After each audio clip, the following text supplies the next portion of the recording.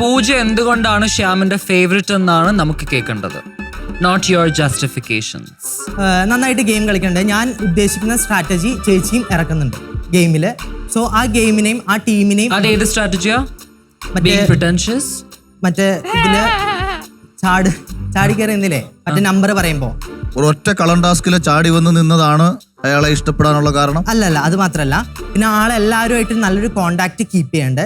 Like നമുക്കത് വേണമല്ലോ, എല്ലാവരുമായിട്ട്. ഇപ്പൊ ഇഷ്ടമല്ലാത്ത കാര്യങ്ങൾ കാണുകയാണെങ്കിൽ ആൾ ഇഷ്ടമല്ല എന്ന് തന്നെ പറയാറുണ്ട്. പൂജയ്ക്ക് എന്തെങ്കിലും പറയണ്ടെങ്കിൽ പറയാം. അപ്പോ ഇത്രയും നാളെ എനിക്ക് ചിന്തിച്ച് ഞാൻ മനസ്സിലാക്കിയെടുത്ത ഒരു തെറ്റിദ്ധാരണയാണെന്ന് എനിക്ക് തോന്നി. അപ്പോൾ ഇപ്പൊ ഞാൻ എന്റെ മനസ്സ് മാറ്റണം. ഇവന് ഇത്രയും നല്ലൊരു മനുഷ്യനായതുകൊണ്ട് സത്യം പറഞ്ഞ നീ എന്റെ ബെസ്റ്റ്.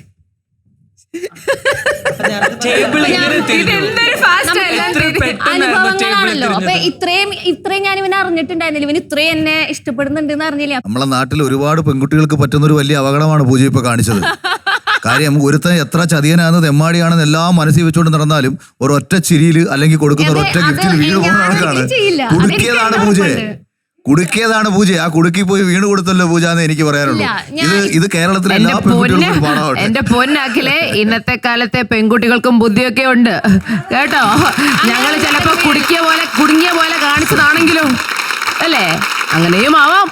ഓക്കെ, പൂജ ശ്യാമിന് പ്യൂക്ക് എന്ന് പറഞ്ഞപ്പോ പൂജ പറഞ്ഞ main point Shyam screen space കിട്ടാൻ വേണ്ടി പെട്ടെന്ന് എന്തെങ്കിലും കാണിക്കുമെന്ന്. Don't you think it's the same and you got manipulated? അപ്പൊ ഞാനൊരു കാര്യം പറയാം, ഞാനും ഒരു സ്ക്രീൻ സ്പേസ് എടുത്ത കാരണം ഇപ്പൊ എന്നെ വന്നപ്പോ ഞാൻ പറഞ്ഞ ഒരു crooked മൈൻഡാണ്.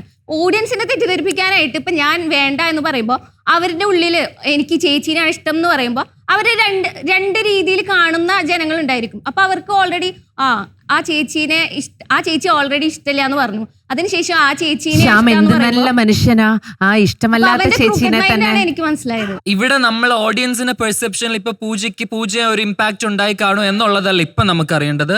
V want to see the real you, so that Pooja capable ആണോ അല്ലയോ എന്നറിയലാണ് നമ്മുടെ ഉദ്ദേശം. ഇപ്പൊ എനിക്ക് സോ പൂജയുടെ ആക്ച്വൽ ഫീലിംഗ് എന്താ? ഇപ്പൊ കുറച്ചു മുമ്പ് പറഞ്ഞു തെറ്റിദ്ധാരണയായിരുന്നു ശ്യാം നല്ലതാന്ന് മനസ്സിലായി. Actually do you like Shyam or you hate Shyam? Confused ആണ്.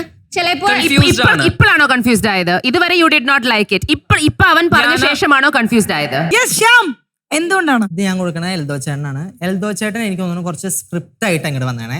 പൊളിറ്റീഷ്യൻ എന്നൊരു സാധനം ആള് പുറത്തേക്ക് കാട്ടാൻ നോക്കണ്ട, പക്ഷെ ആൾ അങ്ങനെയല്ല. ആള് നന്നായിട്ട് സംസാരിക്കും, എല്ലാവരുമായിട്ട് ഭയങ്കര കമ്പനി ആയിട്ട് നാടൻ രീതിയിൽ തന്നെ സംസാരിക്കുന്ന ആളാണ്. പക്ഷെ ഇവിടെ വന്നു നിന്ന് കഴിഞ്ഞാൽ ഞാൻ ഇതാണ്, എന്റെ ടീം ജയിപ്പിക്കും, ശരി ഓക്കെ, ഇത്രേ ഉള്ളൂ. പക്ഷെ ഇതല്ല കാണേണ്ടത്. പിന്നെ ആളുടെ കാര്യങ്ങൾ നമ്മളോട് ഇങ്ങനെ പറഞ്ഞുകൊണ്ടേയിരിക്കും. ആളെ പ്രൊമോട്ട് ചെയ്യുന്ന രീതിയിലുള്ള കാര്യങ്ങൾ പറഞ്ഞുകൊണ്ടിരിക്കും. പിന്നെ ശ്യാമിനെ പ്രൊമോട്ട് ചെയ്യുന്ന പറയണോ? എക്സാക്ട്ലി അങ്ങനെയല്ല.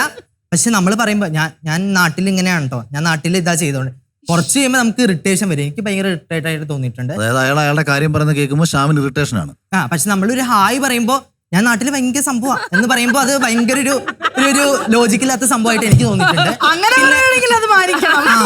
അതുകൊണ്ടാണ് പറഞ്ഞേക്ക് ഒരു ക്രെഡിറ്റ് ആയിട്ട് എടുക്കുന്നോ അതോ?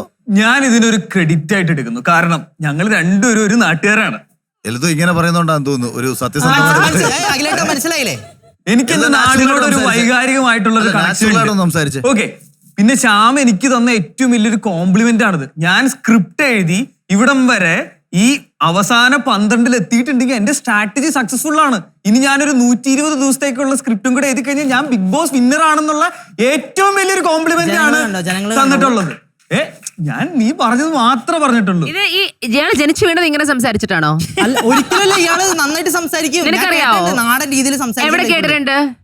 അത് ഞാൻ കേട്ടിട്ടുണ്ട്. നിങ്ങൾക്ക് പരിചയമുണ്ടോ? പരിചയമൊന്നുമില്ല, പക്ഷെ ഞാൻ കേട്ടിട്ടുണ്ട്. അപ്പൊ ഇത് അഭിനയിക്കുകയാണെന്നാണ് 100%. ഞാൻ എന്റെ കൂട്ടുകാരുടെ അടുത്തൊക്കെ സംസാരിക്കുന്ന രീതിയിൽ ഒരു വേദിയിൽ ഒന്ന് സംസാരിക്കാൻ. അല്ല, എങ്ങനെയാ കൂട്ടുകാരുടെ അടുത്ത് സംസാരിക്കാം? ഞങ്ങള് കൂട്ടുകാരാണ് നിന്റെ. സംസാരിക്ക്. പറഞ്ഞി എന്ത് പറയണടാ? സുഖം. രാവിലെ എന്താ കഴിച്ചേ? ഞാനോ ഒന്നും കഴിച്ചിട്ടില്ല.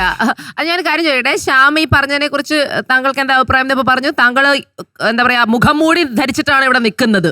ഓക്കെ, ഒരു വേദിയിൽ നിൽക്കണതിന്റെ എല്ലാ ഡെക്കറും ഞാൻ കീപ്പ് ചെയ്യാൻ ശ്രമിക്കാറുണ്ട്. വേദിയിൽ നിൽക്കുമ്പോ മുഖം മൂടിയുടെ ആവശ്യമൊന്നുമില്ല. ഇല്ല, പക്ഷെ എന്റെ അടുത്തൊരു കംഫർട്ട് സ്പേസിൽ ആയി കഴിഞ്ഞു കഴിഞ്ഞാൽ ഞാൻ എന്റെ അടുത്ത കൂട്ടുകാരനെ പോലെയാണ്. ഞാൻ അവനത് ഇങ്ങനെ കെട്ടി അങ്ങ് പിടിക്കും. അപ്പോ ആ ഒരു പ്രശ്നമൊന്നുമില്ല. ശ്യാം പറഞ്ഞതിനെ ഞാൻ 100% റെസ്പെക്ട് ചെയ്യുന്നു. അതാ നല്ലത്. അപ്പൊ എല്ലാവിധ ഭാവുകങ്ങളും.